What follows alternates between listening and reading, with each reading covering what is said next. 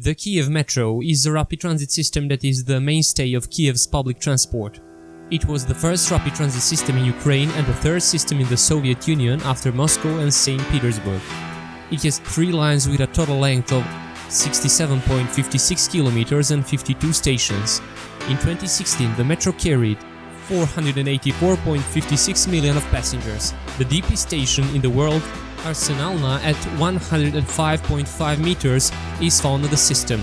At the beginning of 1958, a competition for the best design of stations was announced in July. An exhibition of 80 works was organized. 5 of the best works were used for creating the design of the first 5 stations in the Kiev Underground: Vokzalna, Universitet, Kreshchetuk, Arsenalna and Dnipro. At last, on the anniversary of the October Revolution on 6th of November 1960, the 5 stations that now form the central part of what is today known as the Sviatoshinsko-Brovarska line, which runs from the west to the east of the city, were opened. Public service only started on 13th of November that year.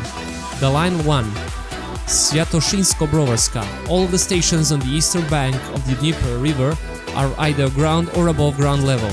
The 5 stations are recognized as architectural monuments and thus are protected by state.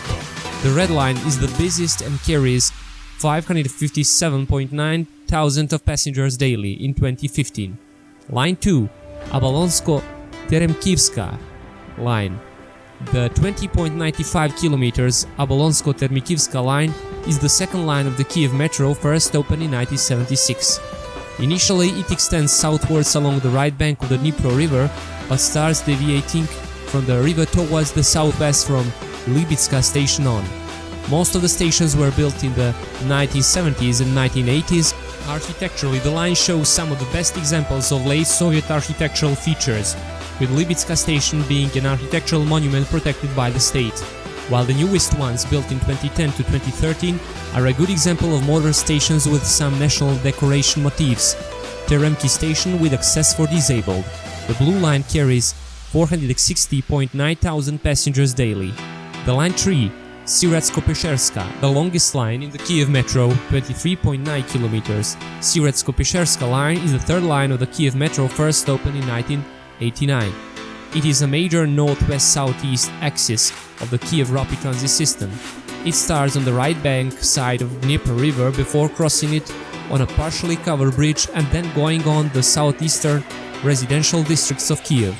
The line is one of the newest and shows some post-independence decorative motifs. Technically, it is also a great development, with most of the platforms longer and wider than older sections and with some stations having provision for disabled access. The line features a planned station and 2 formerly under construction, actually construction suspended. This line is colored green on maps. The metro follows a standard Soviet triangle layout that intersects in the center, where the stations are built very deep underground and could potentially double as bomb shelters. There are 20 deep-lying stations, 26 subsurface stations, 6 stations are located above ground. Most of the stations have large vestibules, some on surface level, whilst others are underground, interlinked with subways. Access for disabled persons, previously overlooked, has become an important issue, and all new stations have been constructed with necessary provisions. Arsenalna station is as well unique, since it is the deepest station in the world, 105.5 meters. The next station proceeding towards Dnieper, the Dnipro, is overground, which makes the Dnipro-Arsenalna tunnel the one which makes across the highest elevation difference in the world, considering surface's relative height. Stations constructed after 2005 are way better adapted for handicapped people than older ones. They have elevators and turnstiles wide enough for a wheelchair to pass, but overall Kiev Metro is poorly adapted for handicapped.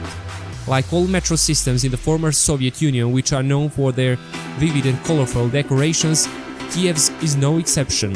The original stations of the first stage are elaborately decorated, showing the post-war Stalinist architecture blended with traditional Ukrainian motifs. Many first projects for stations offered at the beginning of the 1950s were full of rich decorative elements such as mosaics, ornaments, bas-relief sculptures and a lot of marble.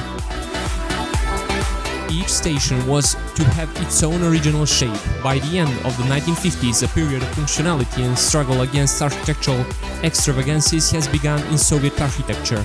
This action, propagated by Khrushchev, resulted in the loss of many unique projects, with the resulting stations being finished with few decorations compared to 1952 projects. Universitet station was, however, the subject of much less simplification than many others, retaining its many pylons adorned with the busts of famous scientists and writers. The next stations that opened in 1963 had an ascetic and strict appearance. Functionality became the most important factor in newer designs, and stations built at that time were almost identical in appearance, save the design of tile patterns and pillar covering material. Only in the 1970s did decorative architecture start to make a recovery. Also, some of the older stations have undergone upgrades to lighting and renovation of some decorative material. After the declaration of Ukrainian independence following the dissolution of the Soviet Union in 1991, some of the Soviet symbols originally incorporated into decor were adapted to modern times, or removed altogether by altering the architectural composition of those stations. All these Soviet symbols are due to be removed due to 2015 decommunization laws. Out of the transport hubs, Vokzalna station is the most important. It gives direct access to the Kiev Passazhirsky railway station, the largest train station in Ukraine, but as well to the Kiev light rail line to Borshachivka and to the Kiev urban electric train ring. The stations and the lines come across all 10 subdivisions of Kiev. However, their spread is uneven. The most belongs to Shevchenkivsky districts, which has 13 stations. Peshersky and Holosivsky rayons both post 11 stops. Darnitsky 7, Abolonsky, Sviatoshinsky and Dniprovsky districts feature 4 each. Podilsky district offers 3 stations, while Vesnyansky rayon, despite being the most populous district in Kiev, is deprived of metro communication. Only 2 stations are available. The information above reveals that the right bank part of Kiev contains the absolute majority of the stations. Only 12 stations are offered in the eastern part of the city, compared to 40 on the opposite side. As of 2016, there were 824 wagons in operation, with another 5 spares. Most of the wagons are from the Soviet era, largely from the 81, 770, 714 series, and some trains from the D and E series. The stock, however, is refreshed. The Slavutich trains began to replace the old trains of predominantly 81, 7021, 7022, 81 540.2K, 81 714.5M, and 81 7080 series. The ride is paid by plastic tokens, paper, QR tickets, or contactless card. Plastic tokens are used for turnstiles. The tokens can be bought from cashiers at all stations or from automatic exchange machines. Contactless cards are also used to enter the metro. In 2012, plans for the Kiev metro aim to nearly double its length by 2025.